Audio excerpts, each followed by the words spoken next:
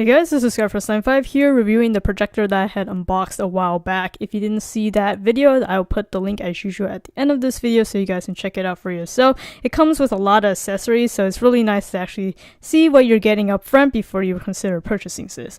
But in this review, I'll be going over all the features, the capabilities that it has, and some of the things that I noticed, and then finally whether I think it's worth the money or not. So let's first just start out with the hardware of the projector. You can see the lens has no lens cover whatsoever, so you can expect it to get pretty dusty real fast. On the top here we got two knobs. The first one, the bigger one, is to control the zoom, also the focus. So you basically just need to see how far away the projector is towards the projecting point, which is the wall in this case, and you just gotta make sure you get it until it focuses correctly.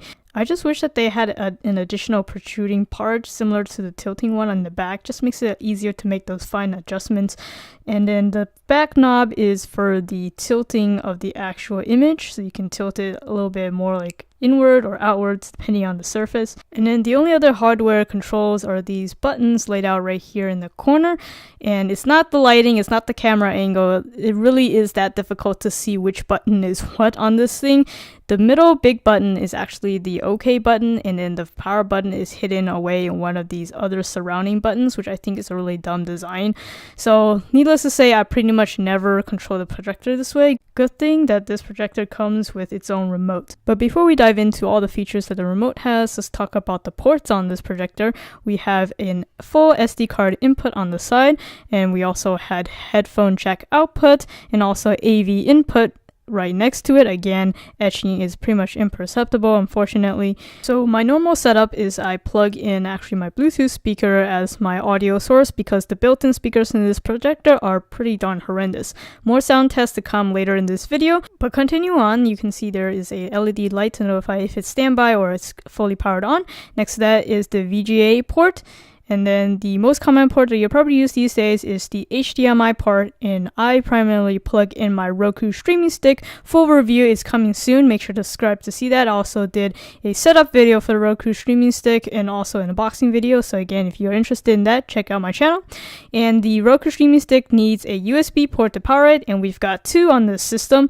So you can actually plug in, say, your USB drive with some photos and videos, so you can also play directly from this projector too. And finally, the bottom part is obviously to plug in the power cord. So using the remote, you can see that the status indicator now turns green and the projector is turning on. Generally, it takes only a few seconds for the projector to turn on, so it's pretty fast response. So besides using the remote to turn on and off the projector, it has quite a few other features. The first one is this mute button right here at the top as well. It clearly labels on the screen whether it is muted or not. Next, in kind of an awkward location, are actually the playback controls, so like skip and fast forward and stuff. So since I'm not in a place where I can actually show you that, I'm going to show you the next button, which is funny enough flipping around the screen in 4 different rotations. And then the button next to that, you can change the aspect ratio from 4:3 to the usual 16:9. And then you can also go ahead and change the color saturation on this with a couple defaults. So you got like dynamic and standard and other types. You can also customize it in the menu under user if you wanted a certain way that the display is to be. And the button next to that is the input source button. So you can see you have your options based on what you plugged into the back of the projector. In this case, I'm staying on HDMI because that's where my Roku stick is plugged in. Now I'm going to come back to the menu button. In terms of the other buttons, they're all pretty self-explanatory, like the arrow keys, the exit button. But this weird button here on the left, bottom left, is like the strangest thing. It says zoom, but actually I found out later based from the menu, it's actually you can change the number of focuses in the screen projector, which pretty much doesn't do anything good. As you can see, several of the points actually pretty much messes up the display. So I would just leave it as is if you don't think that there's any issue with the current display. Now, trying to not spend too much time in this really fancy menu system, which I don't think you really need to tweak if you are happy with the way the display is. So you got some picture settings that you can change up. And again, this is where you can tweak the color and brightness, contrast, that sort of thing in the user setting. And then in terms of the sound, I would just leave all of this as is. You definitely want to keep auto volume and surround sound off. For whatever reason, turning on those things actually distorts your sound from my experience.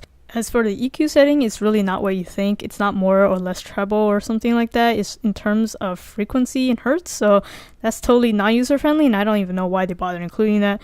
The next menu you pretty much don't have to set up at all. I mean, you can set up the date and time if you want, but whatever you're actually viewing it on, the program like my Roku stick would already have the date and time on it. And then the other stuff like sleep wake time, that's stuff that you really don't need to worry about. By default, the projector already just shuts itself off after an idle period of use, so no need to worry about that. And the final menu screen is just the options that you get. You can change the language and also some of the visual features like blending, but a lot of the other features you can find on the dedicated buttons on the remote anyways. Though at this point you probably noticed that there are no volume buttons to be seen on this thing, so this is probably my most critical part of the remote. Yes, there's actually volume controls. It's built into the arrow keys here, the horizontal left and right keys for volume up and volume down. I don't know why they couldn't just make a dedicated set of volume buttons, but well, there it is. So I just went through all the hardware and software features, and as I mentioned before, I was going to give you that sound test, so let's go ahead and do it now.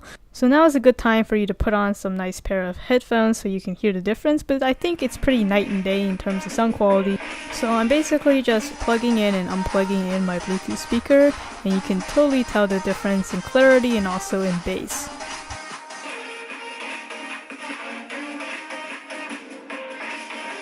Now, as I've been going over the features, you might have noticed a little bit more of the cons weighing out the pros, but honestly, putting it into perspective at this price range of $200 is actually a pretty good home-style projector. At this price tag, it's not going to have all the bells and whistles like maybe additional ports that's also found on this Epson projector that costs hundreds of dollars more, and maybe it doesn't have a good built-in speaker, but most people, if you really care about home theater experience, you're not going to use the built-in speaker of any projector anyways. And yes, the interface is a little bit clunky, but you can definitely get used to it. So if you just want a light and cheap entry-level projector, I think this is a great buy. You can go ahead and check it out. The link will be in the description. Thank you for watching this video. If you found it helpful, please give it a like. It'd be greatly appreciated. And make sure to subscribe to my channel, Skyforce95, if you haven't already, to get more content like this. Or if you're watching this on Amazon, head over to my channel URL right here, or just search it up on YouTube, Skyforce95. There you'll see a bunch of my product reviews and unboxings. Feel free to browse, or if you want to search for something specific, just hit that search field. That'll do it for this video. This is Skyforce95. Thanks for watching.